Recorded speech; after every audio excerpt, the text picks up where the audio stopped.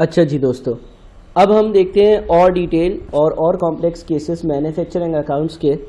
और इस वीडियो में हम कॉन्सेप्ट सीखेंगे वर्क इन प्रोग्रेस का। वर्क इन प्रोग्रेस क्या चीज़ है, ठीक है। वर्क इन प्रोग्रेस जो है उसकी क्या एडजस्टमेंट है और वो क्या चीज़ है ये देखेंगे। लेट से हम ये कहते हैं कि यार एक कंपनी है वो टेबल बनाती है, ठीक है।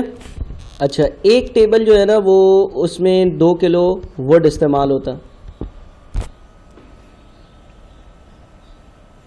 ठीक है। एक टेबल में 2 किलो वुड इस्तेमाल होता है। तो कंपनी का जो रॉ मटेरियल है वो क्या है? कंपनी का रॉ मटेरियल है वुड। कंपनी का जो फिनिश गुड है वो क्या है? कंपनी का जो फिनिश गुड्स है वो है टेबल। अब अगर कंपनी टेबल बनाती है जिसमें आपके पास वुड इस्तेमाल होता है, अगर कंपनी टेबल बनाती है जिसमें आपके पास वुड इस्तेमाल होता है, तो जनाब कुछ होगा इस तरह का कि लेट से कंपनी का यह नंबर 1 है। अच्छा, हम यूं कह लेते हैं कि एक टेबल बनने के लिए जो है ना, एक टेबल जो है जाहिर सी बात है लकड़ी कटेगी, लकड़ी कटकर और उसको जोड़ा जाएगा और सारी चीज़ें होंगी। एक टेबल बनने के लिए 20 घंटे लग जाते हैं टोटल, और एक दिन में जो है वो 8 घंटे काम किया जाता है। यानी कि एक टेबल जो है वो बनता है कोई 2 दिन पूरे और 1 दिन आधा, 2.5 दिन बाद, ठीक है। आई रिपीट, एक टेबल 20 घंटे में बनता है बिकॉज लकड़ी को काटा जाएगा, जोड़ा जाएगा, सारी चीज़ें करी जाएगी। एक दिन में 8 घंटे काम होता है, तो तकरीबन 2.5 दिन लगेंगे एक टेबल को बनने के लिए। और एक टेबल बनाने के लिए 2 किलो वुड का इस्तेमाल होता है। अब लेट से मैं ये कह लेता हूँ कि भाई आपने जो है ना अपनी दुकान ओपन करी, लेट से ये डे 1 है, ठीक है। और आपके पास 3, 4, 5 मज़दूर काम करते हैं, 3 अलग अलग मज़दूर काम करते हैं, और उनको आपने 3 अलग अलग टेबल्स बनाने का बोल दिया कि यार टेबल बनाओ, सही है भाई। अच्छा, अब लेट से आपने रॉ मटेरियल परचेज किया था,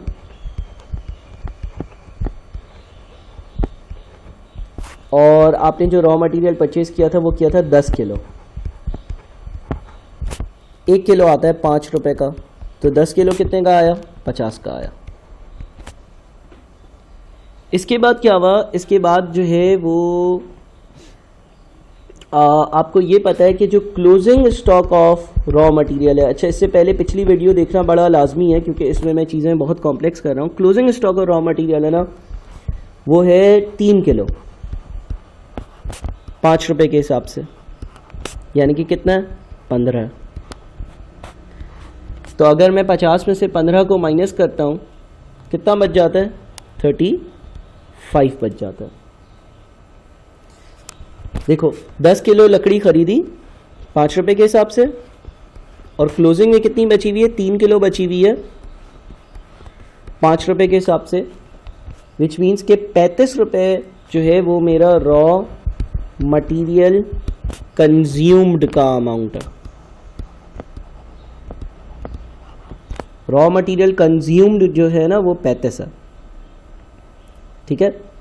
अच्छा, अगर 10 किलो खरीदी थी और 3 किलो 3 किलो जो है वो बची हुई है, इसका मतलब मैंने कंज्यूम कितनी की है? 7 kg। अब कोई मुझे ये बता सकते हैं कितने टेबल बनाए होंगे?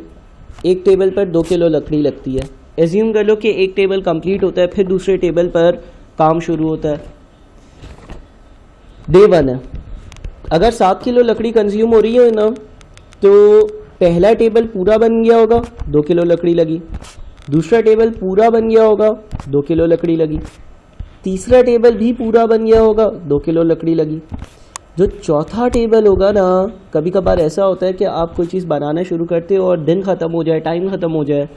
हम डे 1 की अकाउंटिंग कर रहे हैं, आधा बन गया था, 1 किलो लकड़ी इस्तेमाल हो गई थी, बाकी आधा कब बनेगा? अगले दिन, है ना। ऐसा ज़रूरी तो नहीं है ना कि आप एक काम शुरू करो और दिन के आखिर तक वो काम मुकम्मल तौर पर पूरा हो जाए। नहीं सर, ज़रूरी तो नहीं है। तो इसी तरह से टेबल बनाना शुरू कर दिया, 1 किलो लकड़ी इस्तेमाल कर ली, आधा टेबल बन गया। आधा कब बनेगा? डे 2 पर, अगले दिन। तो इसीलिए ये 7 किलो आ रहा है। 2 किलो 2 किलो 4, 4 किलो 2 किलो 6, 6 और 1 7। ठीक है, यानी कि ये तकरीबन कोई 3 टेबल पूरे और 1 टेबल जो आधा बना है उसकी कंजम्पशन है। अच्छा, उसके बाद लेबर की बात करते हैं। लेट से लेबर जो है ना वो 1 टेबल बनाने के लिए 3 रुपये लेता है।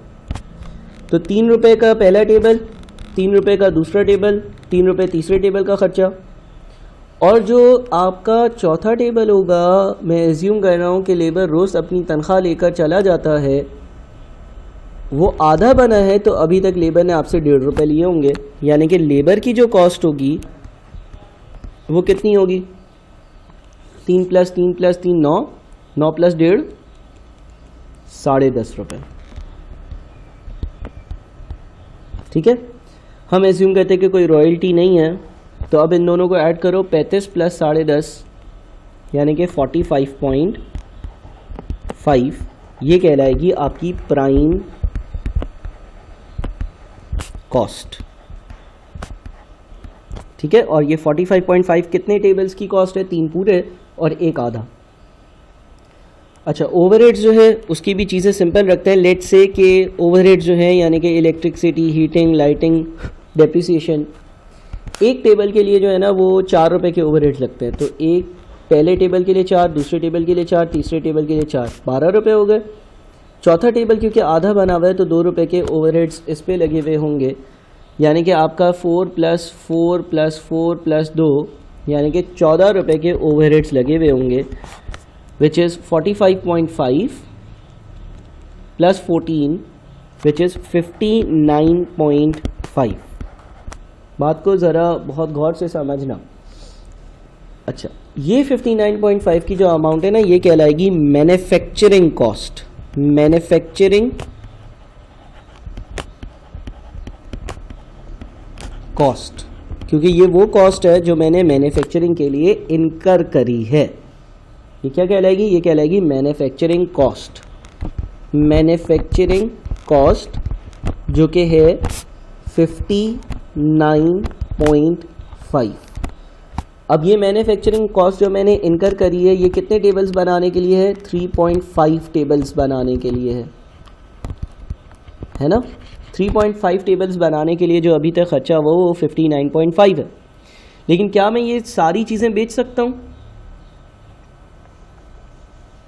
नहीं, मैं ये सारी चीज़ें नहीं बेच सकता, क्योंकि जब कोई टेबल कंप्लीट होता है तभी तो वो टेबल बिकता है।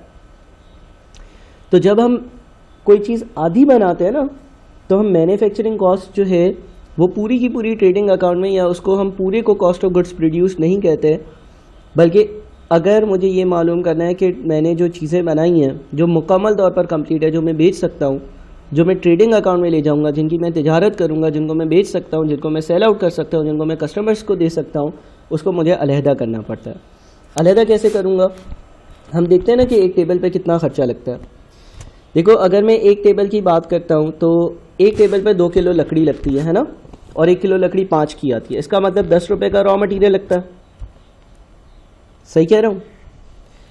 ठीक है, यानी कि अगर मैं एक टेबल की बात करता हूँ ना, एक टेबल की, तो एक टेबल पर 2 किलो लकड़ी की लगती है। 1 किलो लकड़ी 5 रुपये की आती है, तो 10 रुपये रॉ मटेरियल के लगता है। अच्छा, लेबर का हमने देखा था कि एक टेबल बनाने के लिए लेबर 3 रुपये लेता है। ओवरहेड्स का हमने देखा था कि एक टेबल पर 4 रुपये के ओवरहेड्स लगते हैं। लिहाजा 10 + 3 + 4 इज़ 17। एक मुकम्मल टेबल, एक 100% कंप्लीट टेबल, सेलेबल कंडीशन का टेबल जो है, उसको बनाने के लिए मेरे 17 रुपये लगते हैं। ठीक है, एक मुकम्मल 100% सेलेबल टेबल बनाने के लिए मेरे 17 रुपये लगते हैं। तुम चाहो तो तुम यूँ इसको देखकर वापस से वीडियो को रिवाइज कर और ये चीज़ अंदाज़ा लगा सकते हो कि ऐसा ही होगा। तो अगर आपने 3 टेबल्स मुकम्मल बनाए हुए हैं और एक टेबल आपका 17 रुपये में बनता है, तो 3 टेबल्स आपके टोटल बन जाते होंगे 51 में, और एक टेबल आधा बना हुआ है तो उस पर आधा खर्चा हुआ होगा। 17 का आधा, 17 / 2 इज़ 8.5, और इस तरह से ये 59.5 आ रहा है आपके पास मैन्युफैक्चरिंग कॉस्ट का। ठीक है, अब आप बेच कितने टेबल सकते हो? 3, जो आपने कितने में बनाया? 51। तो आप क्या करोगे, जब आप मैन्युफैक्चरिंग कॉस्ट कैलकुलेट करोगे ना, इसमें से लेस करोगे work in progress. What is work in progress? Work in progress का मतलब ये है कि वो चीज़ जो अभी प्रोग्रेस में है, वो चीज़ अभी जो कंप्लीट नहीं हुई है, वो चीज़ जो अभी बननी है, उसमें मैं 8.5 रुपीज़ का ख़र्चा कर चुका हूँ। बचा हुआ अमाउंट 59.5 माइनस 8.5 जो कि 51 बन जाता है। ये 51 का अमाउंट जो है ना, ये आपका कहलाएगा कॉस्ट ऑफ गुड्स मैन्युफैक्चर्ड या कॉस्ट ऑफ गुड्स प्रोड्यूस्ड। यानी कि ये वो अमाउंट है जो उन गुड्स का है जो मैन्युफैक्चर हो गए, जो प्रोड्यूस हो गए, जो बिकने के लिए तैयार है। ठीक है, ये जो प्रोडक्शन की कॉस्ट है, ये उन 3 टेबल्स की अमाउंट है जो प्रोड्यूस की हैं। अच्छा, मैन्युफैक्चरिंग अकाउंट के बाद ट्रेडिंग अकाउंट बनता है। लेट से सेल्स, आप एक टेबल जो है वो 40 रुपये का बेचते हो और लेट से आपने तीनों टेबल्स बेच दिए, तो 3 × 40 इज़ 120। इसके नीचे आता है less cost of goods sold. Cost of goods sold जब आप लिखोगे तो कॉस्ट ऑफ गुड्स सोल्ड में आप जो है वो लेट से कोई ओपनिंग स्टॉक, कोई क्लोजिंग स्टॉक नहीं है, तो यहाँ पर जो कॉस्ट ऑफ गुड्स प्रोड्यूस लिखोगे, कॉस्ट ऑफ गुड्स प्रोड्यूस लिखोगे, जो आपने बेच भी दिए, मैंने एज्यूम किया है आपने 3 टेबल बनाया और वो तीनों टेबल आपने बेच दिए, तो वो आप 51 लिखोगे। 17 × 3 से भी लिख सकते हो, आपका ग्रॉस प्रॉफिट आएगा। ग्रॉस प्रॉफिट आपका 120 माइनस 51 विच इज़ 69 होगा। इसमें से ऑपरेटिंग एक्सपेंसेस माइनस होंगे एंड सो ऑन। तो मैंने यहाँ पर आपको ये बताया इस एग्जाम्पल में कि जो वर्क इन प्रोग्रेस होता है, उसकी क्या ट्रीटमेंट होती है और वर्क इन प्रोग्रेस आखिर होता क्या है। वर्क इन प्रोग्रेस का मतलब ये है कि कोई चीज़ आधी अधूरी कंप्लीट है तो उस पर मैं आज तक कितना ख़र्चा कर चुका हूँ, उसको मैं मैन्युफैक्चरिंग कॉस्ट पे से माइनस करता हूँ। माइनस इसलिए करता हूँ क्योंकि ये चीज़ वो है जो बिकने की कंडीशन में नहीं है। 51 रुपीज़ की चीज़ें, यानी कि 3 टेबल 17 रुपये के हिसाब से बिकने की कंडीशन में है, लेकिन 8.5 वाला आधा वाला टेबल जो है वो बिकने की कंडीशन में नहीं है, वो कहलाएगा हमारा वर्क इन प्रोग्रेस। अच्छा, ये जो अमाउंट हमने कैलकुलेट करी है, ये क्लोजिंग वर्क इन प्रोग्रेस कहलाता है। ये क्लोजिंग वर्क इन प्रोग्रेस कहलाता है क्योंकि ये साल के आखिरी दिन एग्जिस्ट करता है। क्लोजिंग वर्क इन प्रोग्रेस, ठीक है। या डे नंबर वन के एंड में जो वर्क इन प्रोग्रेस की वैल्यू थी, डे नंबर 1 के एंड में जो वर्क इन प्रोग्रेस की वैल्यू थी वो 8.5 थी। यानी कि 8.5 रुपीज़ की चीज़ें ऐसी थी जो इनकम्प्लीट थी, जो कंप्लीट होनी है, जो डे 2 पर कंप्लीट होंगी। 3 टेबल्स पूरे तैयार थे, एक टेबल आधा तैयार था, वो आधा वाला टेबल अगले दिन मुकम्मल कंप्लीट होगा, अभी वो कंप्लीट हुआ नहीं है। ठीक है, अब मैं इसी एग्जाम्पल को मज़ीद आगे लेकर जाऊंगा क्योंकि हो सकता है कि ये जो वर्क इन प्रोग्रेस है ये अगले दिन कंप्लीट हो, तो क्या होगा वो भी हमें देखना है। तो हम आते हैं अब डे 2 पर। ठीक है, डे 2 पर, और डे 2 में सारी वैल्यूज़ वही होंगी जो डे 1 वाली हैं। देखो, डे 1 पर आपका जो closing stock of raw material है वो कितना है, 15 किलो। यानी कि आपके पास जो है वो 3 किलो लकड़ी 5 रुपये वाली बच गई थी। वो जो पहले दिन का क्लोजिंग होगा वो opening stock of raw material होगा सेकेंड दिन का। 3 × 15, 3 × 5 इज़ 15। लेट से आपने रॉ मटेरियल की जो मज़ीद परचेजेस करी, वो लेट से आपने करी 5 किलोस 5 रुपये के हिसाब से, ठीक है ना, तो 25 रुपये की और परचेजेस हो गई। अच्छा, एक टेबल बनने के लिए 2 किलो रॉ मटेरियल यूज़ होता है ना। अब हम एज्यूम कर लेते हैं कि दूसरे वाले दिन वो जो पहले वाले दिन का आधा कंप्लीट टेबल था, कंपनी ने वो कंप्लीट कर लिया और एक टेबल पूरा बना लिया। तो जो टेबल पूरा बनाया उसमें 2 किलो लकड़ी यूज़ हुई होगी 5 रुपये के हिसाब से, 10 रुपये लगे होंगे। जो टेबल आधा पिछले साल कंप्लीट था, अब उस पर आधी लकड़ी लगेगी ना, वापस से तो नहीं बनाना शुरू करूँगा, आधा तो कंप्लीट है, तो उस पर 1 किलो लकड़ी लगेगी 5 रुपये के हिसाब से, यानी कि 5 रुपये। तो इसका मतलब हुआ 1 और 2 3 किलो रॉ मटेरियल जो है वो इस्तेमाल होगा। जो closing stock of raw material होगा, 3 किलो ओपनिंग था, 5 किलो और ख़रीदा, 8 हो जाता है। 8 में से मैंने 3 अगर इस्तेमाल किया हुआ है तो closing stock of raw material 5 kilo होगा 5 रुपये के हिसाब से, विच इज़ 25 और रॉ मटेरियल कंज्यूम्ड जो होगा, रॉ मटेरियल कंज्यूम्ड जो होगा वो 15 होगा। 15 कैसे? 15 ऐसे कि एक टेबल आपने पिछला वाला मुकम्मल किया, उस पर 5 रुपये लगाए, और एक नया टेबल आपने शुरू से एंड तक कंप्लीट किया, उस पर आपने 10 रुपये लगाए। ठीक है। अच्छा, इसके बाद हम इसमें ऐड कर देते हैं लेबर की कॉस्ट। लेबर की कॉस्ट ऐड करते हैं। लेबर की कॉस्ट के लिए लेट से एक टेबल जो है वो 3 रुपये की एक टेबल पे लेबर की कॉस्ट लगती है ना।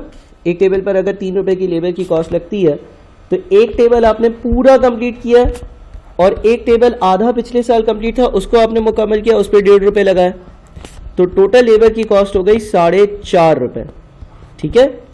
अब 15 और 4.5 को ऐड करो, 15 और 4.5 को ऐड करोगे तो 19.5 बनता है। यह आपकी प्राइम कॉस्ट हो गई। प्राइम कॉस्ट में क्या ऐड होगा? प्राइम कॉस्ट में ओवरहेड्स ऐड होंगे। प्राइम कॉस्ट में ओवरहेड्स ऐड होंगे। ओवरहेड्स आपने एज्यूम किए थे कि एक यूनिट पर 4 रुपये के लगते हैं, एग्रीड। तो एक यूनिट पर अगर 4 रुपये के लगते हैं और आपने इस साल अगर एक टेबल पूरा कंप्लीट किया तो उसके 4 रुपये और एक टेबल आधा कंप्लीट किया तो उसके 2 रुपये, यानी कि 6 रुपये ओवरहेड्स के होंगे। 19.5 और 6 को अगर मैं ऐड करूँगा तो मैंने जो इस साल, मेरी जो इस साल की मैन्युफैक्चरिंग कॉस्ट है, मेरी जो इस साल की मैन्युफैक्चरिंग कॉस्ट है, मेरी जो इस साल की मैन्युफैक्चरिंग कॉस्ट है वो मैन्युफैक्चरिंग कॉस्ट होगी 25.5। सही है।